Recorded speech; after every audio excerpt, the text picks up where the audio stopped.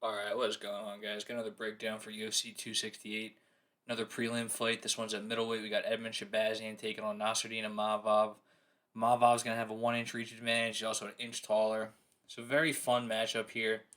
I will start with, I guess I'll start with Shahbazyan. So, coming off two very, very tricky matchups for him. And it's not getting any easier. He's got another very tough matchup. Gets to 10-0 undefeated. Great knockout over Brad Tavares, who's looked a lot better recently. And just had a really nice looking UFC run. Middleweight is not the most stacked division, so he was really shooting up the top. Was a 2-1 favorite in that Derek Brunson fight, but he just wasn't ready for the power wrestlers, especially Brunson, one of the better, if not the best wrestlers in the division. And yeah, he just broke him. Fight probably should have been stopped at the end of the second. Herb Dean kind of let him get saved by the bell, but then he stopped it early in the third when he saw that he was out. He just got worn down by Brunson, chain wrestling, and then the ground and pound was nasty. So he got fucked up in that one. Then he comes back and he gets another tough grappling opponent in Jack Hermanson. Not quite the level of power wrestler as Brunson, but he can definitely wrestle. He's got very good submission game, and he was just looking to get that fight to the ground. It's competitive though, Shahbazyan held his own. He was very competitive in the first round. I would give the first round to Shahbazyan, and then the second round was really close. Hermanson was able to work in some takedowns. Third round, I would definitely give to Hermanson, but um, yeah, Shahbazyan ends up losing that fight, and like I was saying, just a tricky stylistic matchup. But before that, he was putting together a very nice striking highlight reel.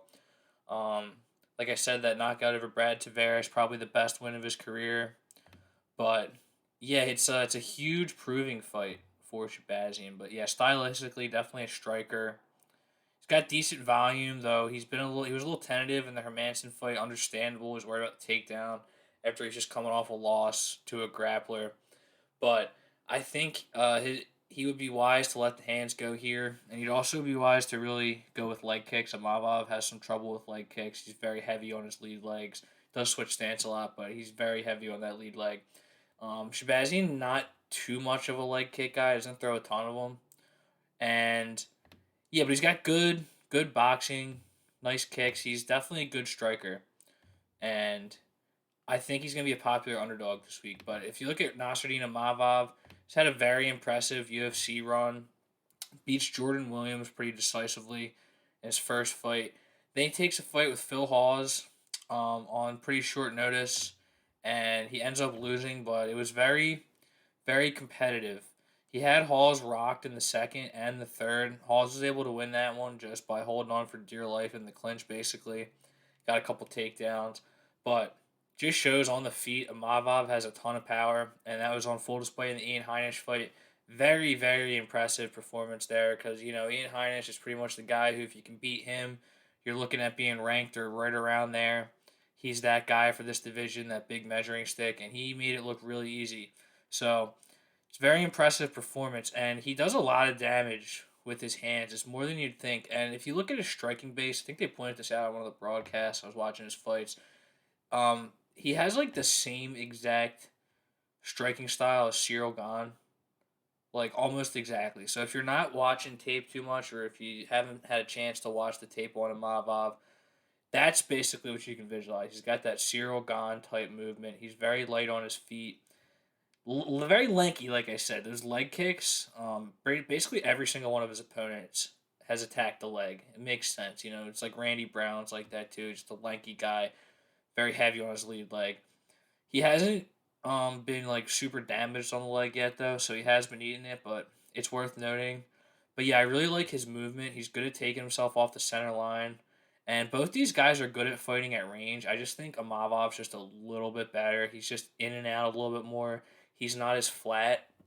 And yeah, it's a very close matchup. You got Imavov as a minus 144 favorite.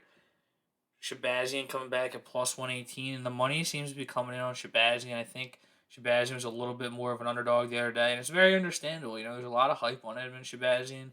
I totally get why people think he'd be a good underdog. And I couldn't hate if you're going to bet it. But I am going to say that I like Imavov in this fight.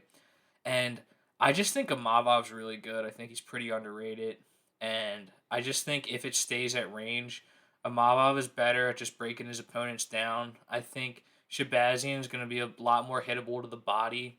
And I don't want to call Shahbazyan flat footed, but just compared to Imavov's just in and out, very fluid. I just could see Shahbazyan not really being able to get his timing down, not get a hold of him. And I don't expect Imavov to grapple, but he would have a slight grappling advantage in this one. And it wouldn't be surprising if he does try to mix that in just because we've seen Edmen. That's basically why he's lost his last two fights. But yeah, Edmen, his cardio is not as good either.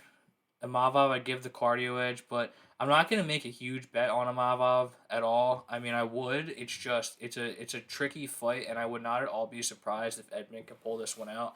I just think I don't know what he did to the matchmakers. They're just throwing to the wolves once again. Like Imavov's really good. Like it's not a knock on Shahbazyan to take three straight losses to Brunson, Hermanson, and Imavov, especially at his age. So it's like I said, I don't know what he did to the matchmakers. I guess it's just he got a number next to your name. You really got to defend it. But yeah, I do like Nassourdine Imavov ever so slightly in this one. I think he probably wins by decision, but like I say, he's good at breaking his opponents down. And honestly, in this one, I think the line is pretty good.